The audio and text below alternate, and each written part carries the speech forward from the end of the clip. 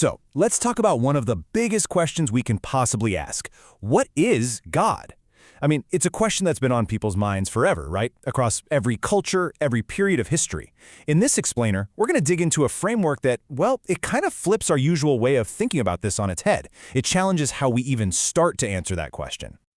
Okay, be honest. When you hear that word God, what pops into your head? For a lot of us, it's an image, right? Maybe a powerful king on a throne, or that classic wise old man with a long white beard, or maybe something more abstract, like a blinding light. It's totally natural. Our brains are image-making machines. That's just how we process big, complicated ideas. But what if that first instinct, that need to picture something, is actually the wrong tool for the job, like trying to use a hammer to turn a screw? We're going to dive into the Quranic perspective, and it suggests something really different, that knowing God has nothing to do with imagination. It's about a completely different kind of awareness, a different way of seeing. All right, so the first thing this approach does is basically clear the clutter. Before it even starts to build a concept of what God is, it's super intentional about telling you what God is not. Think of it like wiping a chalkboard clean. It's a process of taking apart our usual ideas to free our minds from analogies that, just don't fit. So all those go-to concepts we have, the Quran just goes down the list and says, nope, not that. So God is not some kind of super object floating around in space. Not just a force, like gravity or electromagnetism. Not just one more being on a cosmic list of beings. And this is the big one. God is not part of time or space or matter. At all. And it all really boils down to this one central verse. There is nothing like him. That's the foundational rule. The message is basically, stop taking things you know, like a king or a parent or even a force of nature, and just scaling them up. Stop trying to make a super version of something familiar. The whole category is just off. It's the wrong starting point entirely. I mean, think about how we define literally anything. If you want to define a car, first you put it in a big category, like vehicle.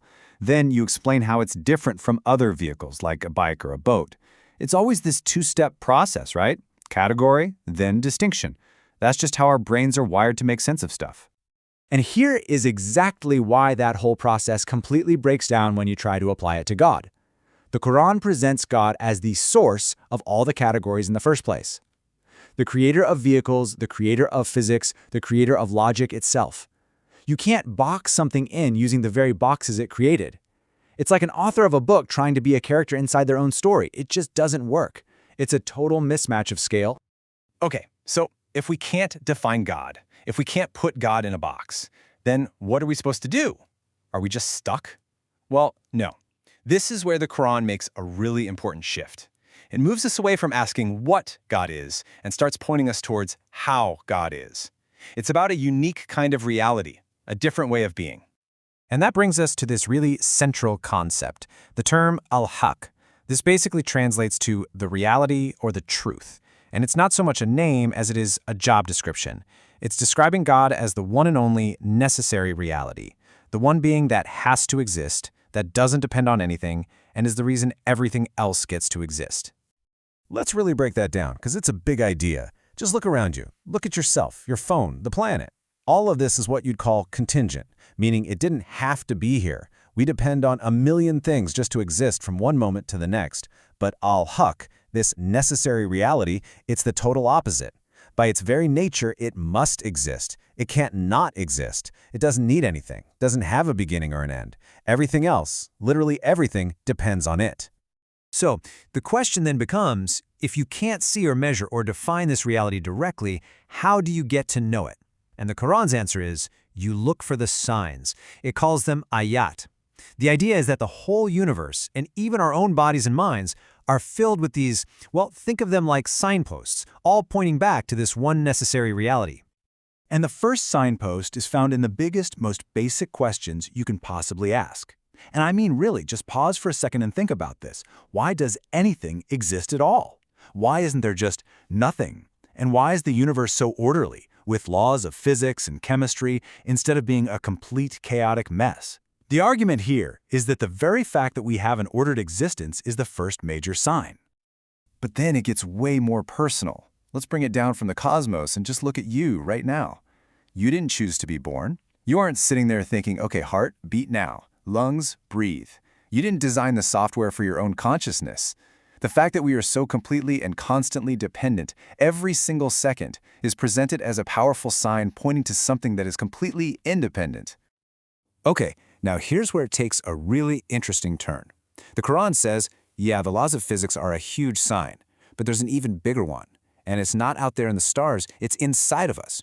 We're shifting from the physical world to our inner world, the world of meaning, morality, and purpose. So this is the second big sign. Seriously, where does that little voice in your head come from? That sense of right and wrong? What about that deep, nagging feeling that our lives should have some kind of meaning?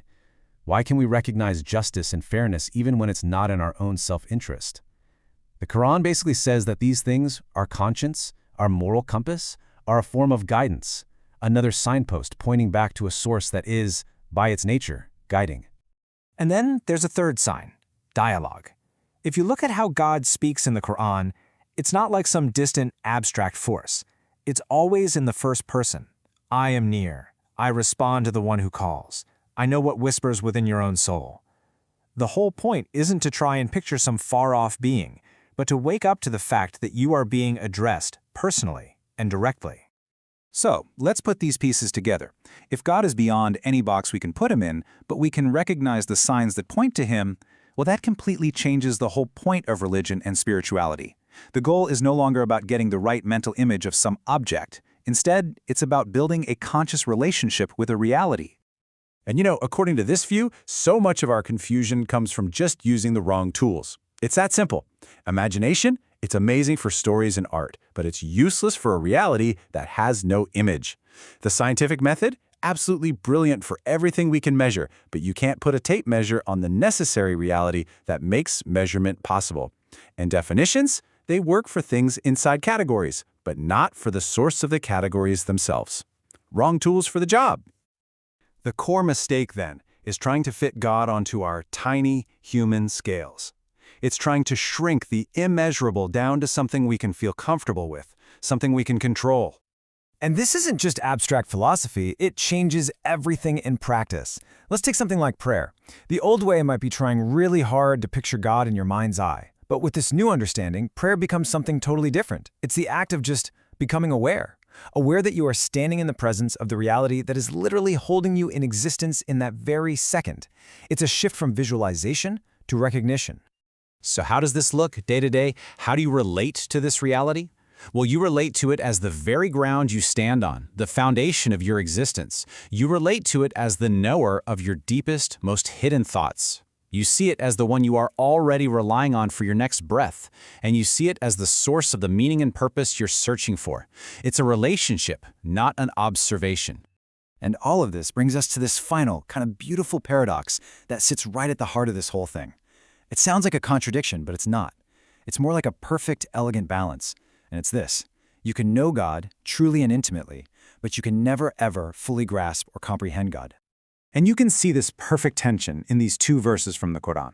On one side, you have the idea that they cannot encompass him in knowledge. Total transcendence. Our little minds just can't wrap themselves around an infinite reality. But then, on the other side of the coin, you have the verse that says God is nearer to you than your jugular vein. Unbelievably close, radically present. So he's not distant, he's not vague, he's just bigger than our definitions. And that really just leaves us with one last question to think about. In all our attempts to understand the world, through science, philosophy, or even in our own personal lives, is it possible we're sometimes using the wrong ruler? Are we trying to measure the very thing that is, by its nature, the measure of everything else?